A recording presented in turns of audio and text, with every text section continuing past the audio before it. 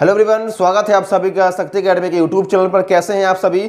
और मेरे भाई आप सभी को एक इन्फॉर्मेशन दे रही है जो आप सभी देख चुके होंगे। इस प्रकार का एक नोटिफिकेशन जारी हुआ है और मुझे पता है आप सभी ने इसको जरूर देखा होगा कहीं ना कहीं, कैसे भी कैसे आपने किसी ग्रुप में, किसी चैनल पर या कहीं पर भी आपने इसको जरूर देखा होगा। और एक क्या है, आप सभी जानते हैं कि जो गवर्नमेंट ऑफ इंडिया है और रेलवे बोर्ड की तरफ से आपका रेलवे ग्रुप डी का नोटिफिकेशन जारी हो चुका है मेरे भाई। अब इसके बारे में हम लोग पूरी जानकारी लेंगे, डिटेल में एनालिसिस करेंगे कि इसमें क्या क्या चीज आपकी होने वाली है। लेवल 1 की नौकरी होती है, इनिशियल पे आपको यानी कि सैलरी आपको कितनी मिलने वाली है, उम्र आपकी कितनी लगने वाली है, सिलेक्शन इसमें किस प्रकार से होता है, क्या क्या स्टेज होती है, साथ ही साथ इसमें जोन वाइज आप फुल फॉर्म भरेंगे, कुल कितनी वैकेंसी होने वाली है, फुल नोटिफिकेशन आपको कब तक देखने को मिलेगा। और सबसे बड़ी चीज जो बनी हुई है क्वालिफिकेशन के ऊपर है कि 10th पास मांगेगा या फिर ITI होने वाला है। एग्जाम पैटर्न क्या होता है, इसके साथ साथ मैं आपको बताऊंगा दोस्तों कि प्रथम प्रयास में आप किस प्रकार से RRB ग्रुप डी में सफल हो सकते हैं, आपकी क्या स्ट्रेटजी होनी चाहिए ताकि आप पहले ही प्रयास में इसको क्वालिफाई कर जाए मेरे भाई। तो वीडियो काफी इंफॉर्मेटिव होने वाला है, वीडियो को पूरा देखिएगा। और अगर आप नए हैं तो चैनल को सब्सक्राइब जरूर कर लें मेरे भाई। चलिए स्टार्ट करते हैं। और दोस्तों आप सभी के लिए एक और इंपॉर्टेंट इन्फॉर्मेशन मैं आप सभी से साझा कर दूं। अगर आप किसी भी गवर्नमेंट एग्जाम की तैयारी करते हैं, रेलवे एग्जाम की तैयारी करते हैं, SSC एग्जाम की तैयारी करते हैं, teaching exam, defence exam, police exam, किसी भी एग्जाम की आप तैयारी करते हैं तो सबसे ज्यादा जरूरी आप सभी के लिए होता है सिलेबस को कंप्लीट करना। और सिलेबस के बाद सबसे ज्यादा जरूरी होता है मॉक टेस्ट और प्रीवियस ईयर क्वेश्चन को सॉल्व करना, क्योंकि उसी से आपको पता चलता है कि आपकी तैयारी कितनी हो चुकी है और आपकी कमियां क्या होने वाली हैं। तो उसके लिए सबसे बेस्ट प्लेटफॉर्म आप सभी के लिए होता है टेक्स्ट बुक का। वहां पर जाके आप 1 ईयर का पास प्रूफ परचेस कर सकते हैं, जहां पर अभी उनकी ऑफिशियल सेल चल रही है जिसमें काफी ज्यादा डिस्काउंट आपको देखने को मिलेगा। और मेरा कूपन कोड आप यूज करेंगे तो आपको और भी ज्यादा डिस्काउंट देखने को मिलेगा मेरा। और मैक्सिमम प्रैक्टिस वहां से आप कर सकते हैं किसी भी एग्जाम्स के लिए, सभी एग्जाम्स का एक्सेस वहां पर आपको देखने को मिल जाएगा मेरे भाई। ठीक है मेरे भाई। अब बात करते हैं रेलवे ग्रुप डी के 2025 की। तो आप सभी जानते हैं जो उसका शॉर्ट नोटिफिकेशन है वो जारी हो चुका है और इसको मैंने अपने टेलीग्राम चैनल शक्ति एकेडमी ऑफिशियल पर डाल दिया है। ठीक है, आप देख सकते हैं टेलीग्राम चैनल है, इसमें डाल दिया है, डिस्क्रिप्शन में लिंक है, ज्वाइन कर लीजिएगा। बात करते हैं जो आपका रेलवे ग्रुप डी है उसको लेवल 1 के नाम से भी जाना जाता है। जो लेवल 1 की जो जॉब होती है रेलवे में वो रेलवे ग्रुप डी के द्वारा ही आपके वहां पर जाते हैं। इसके अलावा जो लेवल 2 होते हैं, लेवल 3, लेवल 4, 5, 6, यहां से आपके NTPC वाले जितने भी बंदे होते हैं वो यहां पर जाते हैं। तो लेवल 1 में आपके ग्रुप डी वाले होते हैं। और बात करें इनिशियल पे यानी कि जो आपकी सैलरी होती है, सैलरी कितनी होती है, आपको वेतन कितना मिलता है, अगर आप सिलेक्शन ले लेते मेरे भाई तो यहां पर आपका 18,000 आपको देखने को मिलता है। लेकिन 18,000 तो नाम मात्र है, यहां पर आपका जो आपका वेतन होगा वो लगभग आपका 30,000 से 32,000 से आपकी स्टार्टिंग होगी। 30 से 32,000 यहाँ इतने से आपकी स्टार्टिंग होगी। जो आपका इनिशियल पे है वो आपका इतना है, लेकिन सब कुछ मिला मिलू के आपके 30 से 32,000 तक आपका इन हैंड आपका सैलरी होने वाली है प्रत्येक महीने। स्टार्टिंग ही आपकी इतने से होगी और सरकारी नौकरी आपके पास होगी। और सबसे बड़ी बात है कि रेलवे की नौकरी आपके पास होगी और रेलवे में तमाम प्रकार की सेवाएं आपको फ्री ऑफ कॉस्ट मिलेगी, आपके परिवार को मिलेगी और 32,000 आपको सैलरी भी मिलने वाली है और सरकारी नौकरी है, आप सभी जानते हैं। अब बात करते हैं इसमें सिलेक्शन अगर आपको लेना है तो इसमें आपकी एक उम्र सीमा कितनी होती है। आप सभी जानते हैं कि जो रेलवे ग्रुप डी के लिए आयु होती है, उम्र होती है वो 18 से 33 वर्ष होती है। और आप बताइएगा कि आप इस उम्र में आते हैं या फिर नहीं। 18 से 33 वर्ष आपकी होती थी, लेकिन आप सभी जानते हैं 2019 के बाद कोई भी वैकेंसी आपकी नहीं आई और बीच में आपका कोरोना वायरस आया था, जिस वजह से आपके 3 साल की छूट आपको और मिलेगी। तो अगर आप जनरल कैटेगरी के मेरे भाई हैं तो 33 नहीं होगा, इस बार जो उम्र होगी वो 18 से 36 वर्ष के लिए होगी जनरल कैटेगरी के लिए। और अगर आप OBC है तो 3 साल की छूट आपको मिलेगी और अगर SC ST है तो 5 साल की छूट आपको और भी देखने को मिलेगी। तो आपका 18 से 41 वर्ष तक आपका हो जाएगा। देख चुके हैं।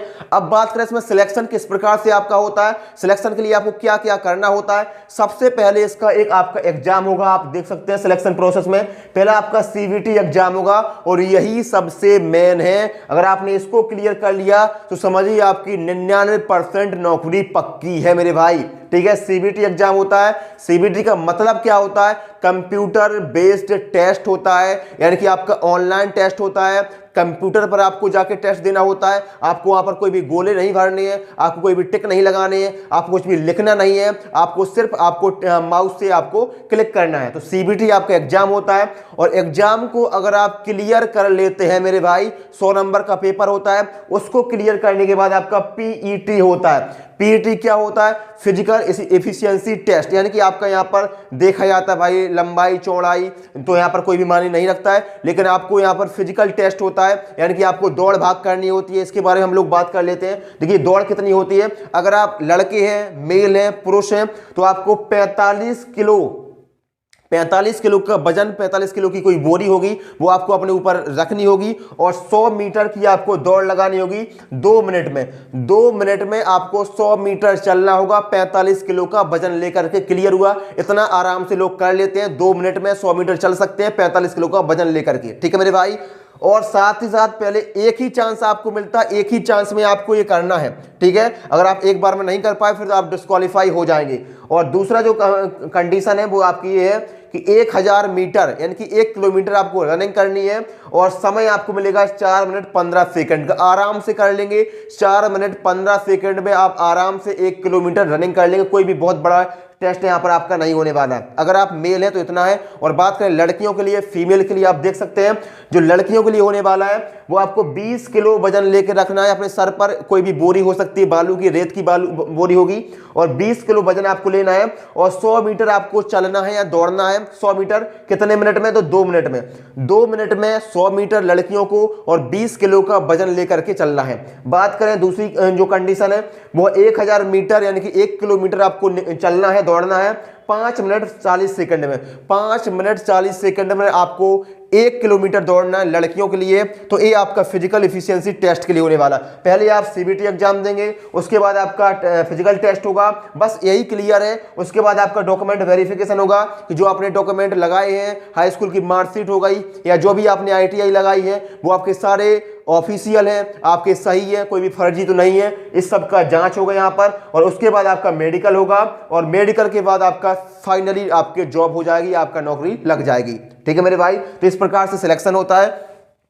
अब बात करें कुल वैकेंसी कितनी है, तो 32,000 आपकी होने वाली है, लगभग 32,438 वैकेंसी होने वाली है। लेकिन इसमें अभी हम लोग पूरी कोशिश करेंगे जो वैकेंसी है उसमें और आपको बढ़ोतरी देखने को मिले, उसके लिए आप इंतजार करिए। और यहाँ पर आप देख सकते हैं कि जोन वाइज आप फॉर्म भरेंगे। यहाँ पर आपका जोन वाइज आप फॉर्म का आवेदन करेंगे। जिस प्रकार से आपने रेलवे एनटीपीसी में किया था उसी प्रकार से यहाँ पर भी आपके जोन वाइज एप्लीकेशन फॉर्म आपको भरना है। ठीक है, जैसे चेन्नई जोन का अलग हो गया, मुंबई जोन का अलग हो गया, या फिर अहमदाबाद जोन का, आपका इलाहाबाद जोन का, इस प्रकार से आपको यहाँ पर फॉर्म अप्लाई करने होते हैं जोन वाइज। समझ गए मेरे भाई। अब बात करें जो फुल नोटिफिकेशन कब तक देखने को मिलेगा, अभी आपका शॉर्ट नोटिस आया है जिसमें काफी चीजें आपकी क्लियर हो गई हैं, लेकिन अभी आपका फुल नोटिफिकेशन आएगा जिसमें आपकी और भी चीजें क्लियर हो जाएंगी। तो फुल नोटिफिकेशन आपको दिसंबर के लास्ट तक देखने को मिल जाएगा। यानी कि मैं आपको बताऊं तो 28 या 29 दिसंबर, 28 और 29 दिसंबर तक आपको फुल नोटिफिकेशन रेलवे बोर्ड की ऑफिशियल वेबसाइट पर देखने को मिल जाएगा मेरे भाई। ठीक है, अब बात करते हैं क्वालिफिकेशन की। जो सबसे बड़ा मुद्दा आपका बना हुआ है कि भैया क्वालिफिकेशन क्या मांग रहा है, 10th पास मांग रहा है या फिर 10th पास प्लस आईटीआई मांग रहा है। सबसे बड़ा मुद्दा यही बना हुआ है इस समय रेलवे वाले स्टूडेंट के लिए। तो दोस्तों आज मैं आपको बिल्कुल क्लियर ही कर देता हूं, कोई भी आपका डाउट इसमें नहीं बना रहेगा। बस 2 मिनट का समय आपका लूंगा और 2 मिनट में मैं आपको क्लियर कर रहा हूं कि कौन कौन से लोग कहां पर अप्लाई कर सकते हैं। तो दोस्तों इसके लिए थोड़ा सा हमको बैकग्राउंड में जाना पड़ेगा और बैकग्राउंड यहाँ पर आप देख सकते हैं। इसके पहले यानी कि 2025 की बात कर रहे हैं, 2025 के पहले जो वैकेंसी आपकी जारी हुई थी वो 2018 में जारी हुई थी। और 18 में जब आपका नोटिफिकेशन आया था फुल नोटिफिकेशन, तब रेलवे बोर्ड ने बोला था भैया आईटीआई चाहिए। समझ गए, आईटीआई चाहिए। तो उस समय इन्होंने आईटीआई मांगा था, लेकिन उस समय काफी कम स्टूडेंट के पास आईटीआई थी और किसी को नॉलेज भी नहीं थी भैया आईटीआई मांगेगा। इस वजह से काफी होर हल्ला हुआ और सभी लोगों ने इकट्ठे होकर इसके खिलाफ आंदोलन भी किया, जिस वजह से आपका आईटीआई यहाँ पर हटा दिया गया था। आईटीआई यहाँ पर हटा दिया गया था और सिर्फ यहाँ पर आपका 10th पास मांग लिया गया था। और जितने भी 10th पास वाले मेरे भाई बहन थे वो यहाँ पर आवेदन कर पाए थे और सिलेक्शन भी लिए थे। ठीक है, 18 की बात कर रहे हैं। पहले आईटीआई को मांगा गया, फिर आईटीआई को हटाया गया। क्लियर हुआ। फिर उसके बाद 19 में फिर से वैकेंसी आती है और 19 में जब आपकी वैकेंसी आती है तो आईटीआई वहां पर आपका नहीं मांगा जाता है, सिर्फ आपका 10th पास ही मांगा जाता है। 10th पास है तो भी फॉर्म भर सकते हैं और आईटीआई है तो भी फॉर्म भर सकते हैं। 19 में ऐसा बोला गया था। तो 19 में 10th पास वालों को मौका दिया गया था और आईटीआई की कोई भी ऐसा नहीं बोला गया था कि आईटीआई होनी ही चाहिए। ठीक है, आईटीआई हो तो भी अच्छी बात है, ना हो तो कोई भी समस्या नहीं है, ऐसा 19 वाली वैकेंसी में बोला गया था। था। लेकिन यहीं पर एक ट्विस्ट आता है, और जब 2019 की वैकेंसी होती है उसी के बाद एक नोटिस जारी किया जाता है जिसमें क्लियर बोला जाता है कि आज के बाद जो भी रेलवे की वैकेंसी आएंगी उसमें आपका ITI कंपलसरी होना चाहिए। कब बोला गया था? 19 की वैकेंसी के बाद। ठीक है, क्लियर हुआ। अब ITI यहां पर बोल दिया गया था कि ITI आपका होना ही चाहिए और 10th पास वालों को यहां पर मौका नहीं मिलेगा। लेकिन ऐसा नहीं है कि 10th पास वालों को मौका ना मिले। मैं आपको बताऊं 10th पास वालों को मौका मिलेगा, लेकिन सिर्फ ऐसी वैकेंसी में जो कि नॉन टेक्निकल है। जितनी भी टेक्निकल वैकेंसी आपकी होने वाली है रेलवे ग्रुप डी में, वहां पर ITI वालों को वरीयता दी जाएगी, ITI वालों को ही सिलेक्शन होगा, ITI वाले ही वहां पर भरे जाएंगे। इतनी बात क्लियर होनी चाहिए। तो जितने भी रेलवे ग्रुप डी की जो वैकेंसी है 32,438 जो आपकी निकली हुई है, इसमें कितने लोग ऐसे होंगे जो ITI वाले, कितनी वैकेंसी ऐसी होंगी जितने ITI वाले आवेदन कर सकते हैं और नॉन ITI वाले अप्लाई कर सकते हैं। अगर आप देखें कि 32,000 जो वैकेंसी होने वाली है, इसमें कुल 14 प्रकार की नौकरी होने वाली, 14 प्रकार की वैकेंसी होने वाली है। 14 टाइप्स यानी कि जितने भी 14 टाइप्स हैं, जिसमें आपकी पॉइंट्समैन हो गया, हेल्पर हो गया, काफी चीजें हो गई। उसमें अगर आप देखें, एनालिसिस करें तो 13 प्रकार की ऐसी वैकेंसी है जो कि आपका टेक्निकल है। टेक्निकल आपकी 13 टाइप की आपके टेक्निकल है और एक प्रकार की यानी कि 1 टाइप ही सिर्फ आपकी नॉन टेक्निकल है जो कि आपकी पॉइंट्समैन की वैकेंसी होने वाली है। तो यहां से आपका क्लियर हो जाएगा कि जितनी भी टेक्निकल वाली वैकेंसी है वो 13 टाइप की है और बड़ी संख्या है। तो यहां पर आपका ITI मांगा जाएगा। अब काफी लोगों को बुरा भी लग सकता है और काफी लोगों को अच्छा भी लग सकता है, लेकिन मैं क्लियर बता रहा हूं कि यहां पर आपको ITI मांगा जाएगा। यहां पर 10th पास वालों को मौका नहीं दिया जाएगा। ठीक है मेरे भाई, सिर्फ एक ही वैकेंसी अभी तक ऐसी देखने को मिल रही है जो कि आपकी पॉइंट्समैन की है और इसमें आपका 10th पास वाले अप्लाई कर सकते हैं। अब रही बात जो एक वैकेंसी यानी कि एक टाइप की वैकेंसी है, उसमें कितनी वैकेंसी आपको देखने को मिल सकती है, तो मैं आपको बता दूं लगभग यहां पर आपका 5100 के समथिंग, यानी कि 5000 से 5100 के समथिंग आपकी ऐसी वैकेंसी होगी जो कि पॉइंट्समैन की होने वाली है, जो कि नॉन टेक्निकल होने वाली है, जिसमें आपके 10th पास वाले अप्लाई कर सकते हैं और ITI वाले तो कर ही सकते हैं क्योंकि ITI पास है तो 10th पास भी होंगे। तो ITI वाले सभी जगह अप्लाई कर सकते हैं, लेकिन 10th पास वाले सिर्फ एक ही वैकेंसी में, यहाँ पर एक ही टाइप की वैकेंसी में यहाँ पर आप अप्लाई कर सकते हैं और इसमें जो वैकेंसी की संख्या होगी वो लगभग आपकी 5000 की समथिंग आपको देखने को मिलेगी 32,000 वैकेंसी में। अगर ये वैकेंसी बढ़ेगी तो ये संख्या भी आपकी बढ़ेगी। तो क्लियर हो गया। अब ITI वाला और 10th पास वालों को कोई भी समस्या नहीं होनी चाहिए। मैंने बता दिया कि ITI वालों को वरीयता दी जाएगी। 80% वैकेंसी लगभग आपकी ITI वाले ही अप्लाई करेंगे यहाँ पर, और 20% ऐसी होगी जहाँ पर आपका 10th पास वाले भी अप्लाई कर सकते हैं। जो भी आपकी हेल्पर वाली है, जो भी आपकी पॉइंट्समैन वाली है, वहाँ पर आपका 10th पास वाले मांगेंगे, लेकिन जो भी टेक्निकल है वहाँ पर आपका ITI वाले ही लिए जाएंगे और वो ठीक भी है क्योंकि ITI वालों को टेक्निकल नॉलेज थोड़ा सा ज़्यादा हो जाता है। तो ये सारी चीज़ें क्लियर हो गई, यहाँ पर सब कुछ क्लियर हो गया आपको। ठीक है कि क्या आपकी क्वालिफिकेशन होने वाली है। अब बात करते हैं एग्जाम पैटर्न की कि भैया एग्जाम में क्या क्या आता है, कौन कौन सब्जेक्ट आते हैं, कितने नंबर का आता है और किस प्रकार से आपका पूछा जाता है, जो भी चीजें हैं, क्योंकि यही मेन है और यहीं से आपका सिलेक्शन भी होना है। तो आप देख सकते हैं 100 नंबर का पेपर होता है मेरे भाई, 100 क्वेश्चन आते हैं, 100 मार्क्स का पेपर होता है, एक क्वेश्चन आपका 1 नंबर का होता है और 1/3 की 1/3 की नेगेटिव मार्किंग होती है। रेलवे के सभी एग्जाम्स में 1/3 की नेगेटिव मार्किंग रखी जाती है। 3 क्वेश्चन गलत होने पर आपका 1 क्वेश्चन सही वाला काट दिया जाता है। ठीक है भाई। अब बात करते हैं मैथमेटिक्स आपका यहाँ पर पूछा जाता है और मैथमेटिक्स के यहाँ पर आपको 25 क्वेश्चन देखने को मिलेंगे, यानी कि 25 क्वेश्चन आपके मैथमेटिक्स को आपके देखने को मिलेंगे। एक क्वेश्चन 1 नंबर का होता है, 25 नंबर की गणित आपसे पूछ जाएगी। और रीजनिंग की बात करें तो रीजनिंग के भी आपके 30 क्वेश्चन पूछ जाएंगे। एक क्वेश्चन 1 नंबर का, तो 30 नंबर का आपका रीजनिंग होगा। इसके बाद आप देख सकते हैं कि करंट अफेयर्स एंड जीके, यहां पर दोस्तों करंट अफेयर्स को अलग से मेंशन किया गया है रेलवे ग्रुप डी में। तो करंट अफेयर्स को आपको हल्के में बिल्कुल भी नहीं लेना है। करंट अफेयर्स और जीके के आपका 20 क्वेश्चन यहां पर आपके पूछे जाएंगे। एक क्वेश्चन आपका 1 नंबर का होगा, तो करंट अफेयर्स और जीके मिला के आपके 20 क्वेश्चन 20 नंबर का पूछा जाएगा।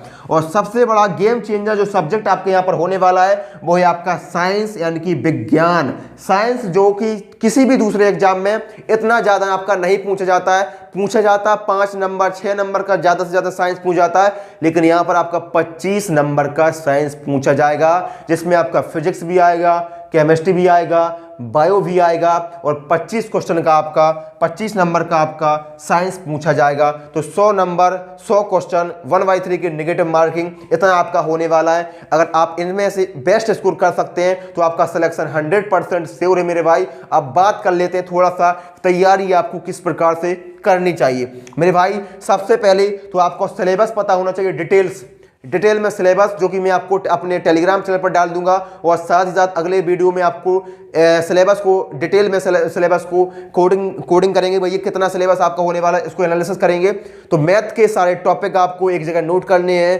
रीजनिंग के एक जगह सारे टॉपिक नोट करने हैं, जीके और करंट अफेयर्स आपको नोट करना है, और साइंस आपको देखना है। सबसे पहले आपके पास 2-4 ऐसी किताबें होनी चाहिए जो आपको वही किताबों को फॉलो करना है, उसके अलावा आपको कुछ भी फॉलो नहीं करना है। इसके लिए मैंने आपको एक वीडियो बना के दे दिया है, उसकी लिंक आपको डिस्क्रिप्शन बॉक्स में मिल जाएगी कि रेलवे ग्रुप डी के लिए आपके पास कौन कौन सी किताब होना चाहिए। डिस्क्रिप्शन में वीडियो है, वहां पर जाइए और देखिए उस वीडियो को। सिर्फ उन्हीं किताबों को फॉलो करना है, कोई भी पेड कोर्स नहीं है, कोई भी पेड प्रमोशन नहीं है, सिर्फ जेन्युइन किताबों को मैंने बताया है। और वो सारी किताबें जो मैंने बताई हैं वो आपको टेलीग्राम चैनल शक्ति एकेडमी ऑफिशियल पर फ्री ऑफ कॉस्ट मिल जाएंगी। डिस्क्रिप्शन में लिंक है मेरे भाई, ठीक है। और जो साइंस आपका है उसके लिए आपको एनसीईआरटी ही फॉलो करना है, जो कि मैंने उसमें भी बताया आपको। एनसीईआरटी 9वीं और 10वीं की एनसीईआरटी आपको फॉलो करना है। 9वीं एनसीईआरटी से थोड़ा सा कम क्वेश्चन पूछ जाएंगे, लेकिन 10वीं एनसीईआरटी जो 10वीं क्लास की एनसीईआरटी है उसको आप जितनी बार पढ़ सके मेरे भाई उतनी बार आपको पढ़ना है, क्योंकि 10वीं की एनसीईआरटी भाई इतनी ज्यादा इंपॉर्टेंट है कि रेलवे का कोई भी एग्जाम ऐसा आप उठा के देख लीजिए, उसके क्वेश्चन आप उठा के देख लीजिए जो 10वीं की एनसीईआरटी से बाहर हो, मिलेंगे ही नहीं। 10वीं की एनसीईआरटी अगर आप पढ़ लेते हैं तो रेलवे के सभी एग्जाम्स में आपको साइंस के लिए फिर परेशान नहीं होना है। तो 9वीं और 10वीं की एनसीईआरटी यहां पर आपको बहुत ज्यादा फायदा देने वाली है। तो इन सभी सब्जेक्ट को आप कवर करिए। मैथ के लिए जो टॉपिक हैं उनको नोट करिए, किसी भी एक टीचर की हेल्प लीजिए, उन टॉपिक्स को कंप्लीट करिए, पीवाईक्यू को सॉल्व करिए। टेक्स्ट बुक से आप कर सकते हैं या फिर आप जहां से करना चाहें कर सकते हैं। रीजनिंग के लिए भी आपको इसी प्रकार से करना है, सारे टॉपिक एक बार आपको देख लेने हैं। उनमें जितने भी टॉपिक हैं उनको कॉन्सेप्ट को किसी भी एक टीचर से किसी भी किताब से आप कंप्लीट कर सकते हैं। मैंने किताबें आपको बताई हैं, वीडियो में लिंक है डिस्क्रिप्शन बॉक्स में। इसी प्रकार से जीके करंट अफेयर्स, और बस आपको प्रैक्टिस करनी है। सिलेबस पहले कंप्लीट करना है, पूरा सिलेबस कंप्लीट करना है, उसके बाद प्रैक्टिस करनी है, फिर रिवीजन करनी है, फिर प्रैक्टिस करनी है, पीवाईक्यू को सॉल्व करना है, मॉक टेस्ट को लगाना है, और आपका सिलेक्शन पक्का है मेरे भाई। तो यही सब कुछ होने वाला है। अगर वीडियो आपको पसंद आए तो वीडियो को लाइक कर देना मेरे भाई, और डिस्क्रिप्शन बॉक्स में टेलीग्राम चैनल की लिंक है, उसको ज्वाइन करना। मिलते हैं अगली वीडियो में, तब तक के लिए आपका बहुत बहुत धन्यवाद।